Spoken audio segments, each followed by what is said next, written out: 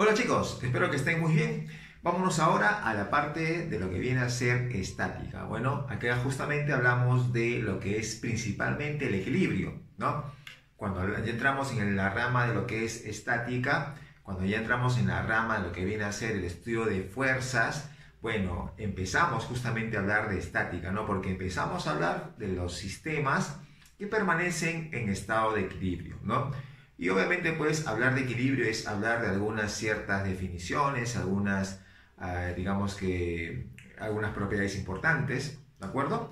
Pero antes de entrar en sí, en justamente mencionar cuáles son estas definiciones, cuáles van a ser estas propiedades, o digamos las características que un cuerpo en equilibrio debe tener, vamos a ir mencionando algunos términos primero para que todo esté debidamente claro, ¿no? Cuando hablamos de estática, como ya hemos comentado, comenzamos a estudiar el equilibrio de los cuerpos. Es, digamos, la esencia, ¿no? Buscamos el equilibrio de los cuerpos. Pero cuando ya hablamos de equilibrio de cuerpos, entonces decimos que entre los cuerpos hay interacciones, ¿no? Los cuerpos interactúan uno con otro. Estas interacciones son representadas por medio de un elemento matemático. Este elemento matemático que representa esas interacciones son conocidas como fuerza. ¿De acuerdo? Entonces la fuerza justamente pues representa esas interacciones. La fuerza es una magnitud física vectorial. Entonces esta magnitud física vectorial justamente pues que posee una dirección y que posee un módulo da una representación a la interacción de un cuerpo con otro cuerpo, ¿no? Dándole justamente pues hacia dónde va dirigida esa fuerza o esa interacción en todo caso, ¿no? Hacia dónde va dirigida y sobre todo también cuál es la magnitud de esa interacción. Entonces, aquí por ejemplo tenemos una persona pateando una pelota, ¿ya? Al patear la pelota obviamente hay interacción entre la zapatilla y la pelota, entonces habría que ver a quién queremos graficarle la interacción, ¿no? ¿Dónde queremos representar la interacción? Entonces puede ser que yo quiero representar en la zapatilla, o de repente quiero representar una pelota. Entonces va a depender de eso a qué cuerpo estoy eligiendo para poder representar las interacciones o a qué cuerpo estoy analizando para que uno comience a usar ese término o este elemento matemático conocido como fuerza. ¿De acuerdo?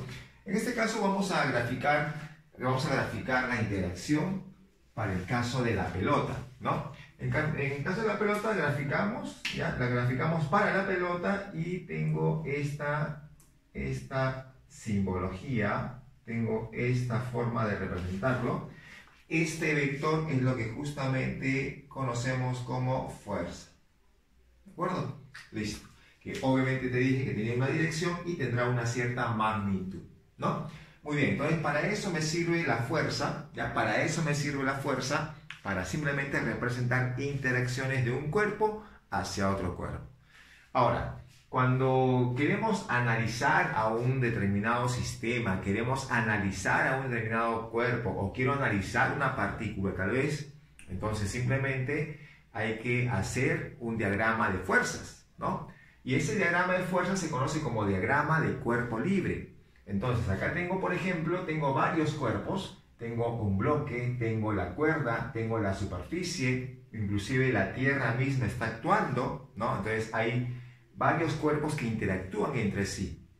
La pregunta es, ¿a cuál de los cuerpos que estamos viendo, o que tenemos presente, que lo tenemos en cuenta, queremos hacerle un diagrama de cuerpo libre? ¿A cuál de los cuerpos queremos analizar? Dependiendo de eso, vamos a tener que graficar las interacciones, representar las interacciones, ¿no? De repente a alguien se le ocurre, bueno, yo quiero la cuerda, entonces a la cuerda habría que graficar esas interacciones por medio de las fuerzas, como ya te comenté. Y habría que ver esta cuerda con qué otros cuerpos interactúa para saber cuáles son esas interacciones y dónde vamos a colocar dichas fuerzas, ¿de acuerdo? En este caso vamos a elegir al bloque, ¿ya? Vamos a elegir al bloque, vamos a graficar fuerzas sobre ese bloque, vamos a representar interacciones en este bloque. Entonces, ¿qué decimos? Este bloque interactúa con la Tierra, este bloque interactúa con la superficie, este bloque interactúa con la cuerda. Entonces el bloque está interactuando con tres cuerpos distintos, ¿no? Al interactuar con tres cuerpos distintos hay tres interacciones distintas. Y cada una de esas interacciones va a ser representada por una fuerza, ¿no? Empezamos graficando la interacción de la Tierra hacia el bloque, ¿no? De la Tierra hacia el bloque. Entonces si yo grafico la interacción de la Tierra hacia el bloque, graficaría o usaría esto de acá. Acá graficamos esa interacción, ¿no? Por medio de la fuerza. Muy bien. Ahí tenemos una fuerza que está dirigido vertical hacia abajo, y esa fuerza que está justamente actuando en el centro de gravedad del bloque, ¿no? Es lo que se llama la fuerza de gravedad. La fuerza de gravedad. ¿De acuerdo? Muy bien. Esta fuerza de gravedad tiene un valor, ¿no? Para empezar, esta fuerza de gravedad está dirigido hacia el centro terrestre, ¿ya? Hacia ahí va dirigido, por eso que lo hemos colocado en forma vertical. Si hablamos de una superficie, ¿no? O sea, en forma general hablamos de una superficie terrestre, entonces esta fuerza generalmente va a ser graficada en forma vertical hacia abajo, obviamente, ¿no? Ya te comenté, dirigido al centro de la Tierra. Ahora, esta fuerza de gravedad tiene un cierto valor, ¿no? A ese valor se le llama peso. ¿Y cómo se calcula ese peso? Bueno, ese peso se calcula multiplicando la masa por el módulo de la aceleración de la gravedad, ¿no? La masa expresada en kilogramos y la G, que bueno, es 9,81 en promedio, ¿cierto? Y a veces se suele aproximar a un valor entero que es el 10, ¿no? En algunas universidades se suele usar el 10 metros por segundo cuadrado como una aproximación entera, ¿no? ¿De acuerdo? Muy bien. Entonces, ahí tenemos cómo calcular entonces el peso. Recuerda, peso es el módulo de la fuerza de gravedad. Ya ten en cuenta ese detalle. Muy bien. Y ya graficando la fuerza de gravedad, que sería la interacción de la Tierra con el bloque, vamos a otra interacción. Se puede ser la interacción de la superficie con el bloque. Si la superficie es lisa,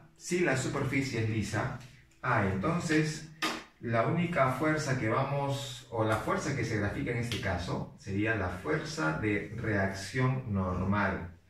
Fuerza de reacción normal. Ahí está. Esa fuerza de reacción normal tiene una particularidad de que va a formar con la superficie un ángulo de 90 grados. Es con la superficie, por si acaso, no con el bloque, ¿ya? Entonces ahí tenemos la fuerza de reacción normal. Como te dije, esto se graficó debido a que es una superficie lisa. Luego vamos a ver qué pasa cuando ya no es lisa. Ahora mira, ya grafiqué entonces la interacción de la superficie con el bloque. Ahora, faltaría la interacción de la cuerda con el bloque, ¿no? Cuerda con bloque. Bueno, cuerda con bloque tendría que graficar acá una fuerza. Ahí está, estamos representando la interacción de la cuerda con el bloque. Y la cuerda sabemos que jala el bloque, ¿cierto? Entonces ahí graficamos dando a entender que la está jalando a ese bloque, está sosteniendo ese bloque. Ahí está. Y eso sería la fuerza de tensión. ¿Ya? La fuerza de tensión. Muy bien. Entonces ya hemos graficado, como te comenté, las interacciones, ¿no? Ya hemos representado las interacciones. Habían tres cuerpos que interactuaban con el bloque, tres interacciones entonces, por lo tanto se representan por medio de tres vectores, por medio de tres fuerzas, ¿no? Muy bien. Entonces ya tenemos ahí el diagrama del cuerpo libre de nuestro bloque, ¿ya? Otras fuerzas, aparte de ellas, que son, digamos, las clásicas, ¿no? Que cuando uno hace un diagrama de cuerpo libre, tendrías que ver si están ellas presentes, ¿no? Recuerda, la fuerza de gravedad por lo general siempre va a estar presente, salvo que te digan que es un cuerpo de masa despreciable, ¿cierto? Entonces, si fuera el caso, ya pues ahí ya no se toma en cuenta la fuerza de gravedad. La fuerza de reacción normal solamente se toma en cuenta si es que el cuerpo está apoyado en alguna superficie y sabemos que esta superficie interactúa con ese cuerpo, porque a veces puede pasar que un bloque cualquiera o un cuerpo cualquiera solamente está en contacto con una superficie, pero no hay interacción, ¿no? Interacción significaría que si tú sacas ese cuerpo, ¿no? Si tú sacas la superficie, el bloque puede caerse o tal vez está siendo sostenido, ¿no? Entonces tienes que asegurar que existe interacción. No solamente basta con que haya contacto, sino que tiene que haber interacción, ¿ya? Muy bien. Entonces ahí graficas la fuerza de reacción normal. ¿Cuándo graficamos la fuerza de tensión? Cuando hay una cuerda, cable, pita, soga, lo que sea parecido, ¿no? Que está obviamente pues sosteniendo, que sabemos que también está sosteniendo a un cierto bloque, un cierto cuerpo, ¿no? Entonces hay que tener en cuenta que hay que asegurar que exista la interacción, ¿no? Como dije, no solamente basta con que esté presente un cuerpo, sino que tenemos que asegurar que ese cuerpo interactúa con el otro que estamos analizando, ¿ya? Muy bien, listo. Entonces, esas, como dije, son las fuerzas clásicas que hay que pensar, pero no son las únicas, hay un montón de fuerzas, ¿no? Poco a poco vamos a ir viendo algunas fuerzas. Acá, por ejemplo, se puede mencionar la fuerza elástica. La fuerza elástica se genera bajo cuerpos que son elásticos y que están en contacto, o mejor dicho, están interactuando con otro cuerpo más. De repente los está sosteniendo, los está jalando, va a depender cómo sería la situación, pero son cuerpos elásticos, ¿no? Y tienen esa particularidad de poder deformarse y luego retornar a su estado natural, ¿de acuerdo? Claro, bajo ciertas condiciones, obviamente. Acá en este caso, este bloque quiere caer por su propio peso, ¿cierto? Entonces este resorte se ha estirado y al estirarse ese resorte, entonces hay una fuerza que estaría jalando al bloque, ¿no? Entonces grafico una fuerza jalando al bloque, ahí está. Eso vendría a ser. Entonces esta sería la fuerza elástica, y recuerda que ese resorte se había deformado. Vamos a suponer que se ha deformado de esta manera. Ahí está, porque como el bloque quiere caerse, el resorte va a deformarse, ¿cierto? Va a estirarse el resorte. Entonces ahí tenemos esta deformación, ¿no? Entonces yo digo, si yo quiero calcular el módulo, mira, el módulo de la fuerza elástica, simplemente multiplico la constante de rigidez del resorte, ¿ya? Multiplicado por la deformación. ¿Listo? Eso vendría a ser la forma de calcular el módulo de la fuerza elástica, ¿no? Ahora, si lo quieres ver en forma vectorial tal vez, bueno, esta fuerza elástica sería contrario a esa posición con respecto a su equilibrio, a su posición de equilibrio, ¿no? Porque obviamente este resorte tiene una cierta posición de equilibrio, donde no está deformado. Con respecto a esa posición de equilibrio, habría un vector, ¿no? Un vector, posición, que me indicaría pues hasta dónde está deformado. Y esta fuerza elástica sería contrario a ese vector posición, ¿no? Muy bien, listo. Entonces eso sería en forma vectorial, ¿ya?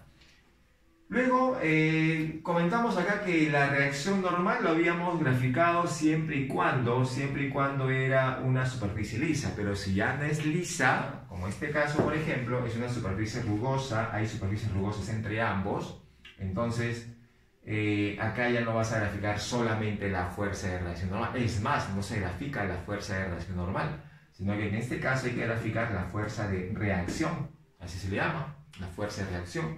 Pero esta fuerza de reacción en realidad es el resultado de esas dos componentes que viene a ser la fuerza de reacción normal y la fuerza de rozamiento. Esas dos son componentes de una sola que se llama fuerza de reacción. Es decir, yo puedo acá graficar, por ejemplo, podéis graficar la fuerza de reacción normal, como hemos graficado hace un momento, ¿de acuerdo?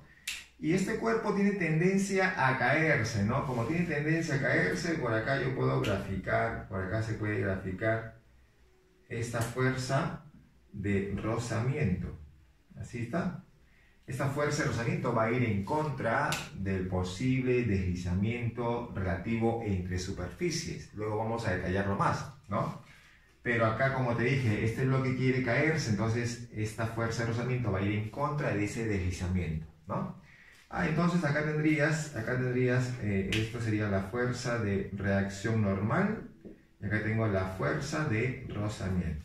Muy bien, ahí tenemos los dos. Pero estas dos, como te dije hace un momento, si fuera un problema de diagrama de cuerpo libre y te piden hacer el gráfico de fuerzas, entonces estas dos no vas a graficar, no estaría bien, ¿cierto? En realidad lo que tendrías que graficar es la fuerza de reacción. Eso tendrías que graficar. Entonces la fuerza de reacción más o menos estaría, porque vamos a graficarlo, mira. Por acá vamos a graficar, tú ya sabes esta parte de vectores. Entonces, como sabes cómo manejas esta parte de vectores, más o menos sabes cómo poder graficar esa fuerza de reacción, que estaría graficado aquí.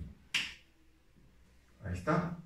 Esa fuerza es la que tú tendrías que graficar si fuera un diagrama de cuerpo libre. ¿De acuerdo? Y obviamente pues esta fuerza ya desaparece y esta ya también desaparece, ya no se grafica, ya no vamos a graficar los tres, peor todavía, ¿no? ¿Cierto?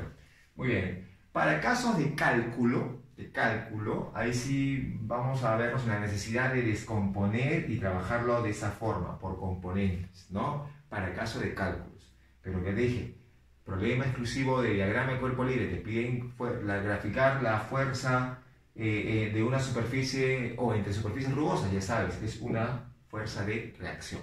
Muy bien, entonces vamos a seguir avanzando y nos vamos a ir por allá. Muy bien, chicos, ahora sí, ya hemos visto las diferentes fuerzas que se pueden generar. Obviamente hay más fuerzas, pero ya con el transcurrir del curso vamos a ir viendo las otras fuerzas. Hemos visto las principales fuerzas, ¿de acuerdo?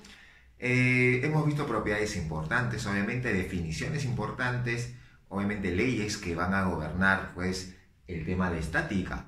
Ahora vamos a hablar vamos a hablar un poco del equilibrio, ¿de acuerdo? Porque aquí nos toca conversar acerca de la primera condición de equilibrio, ¿no? Hay una segunda condición también, ¿de acuerdo?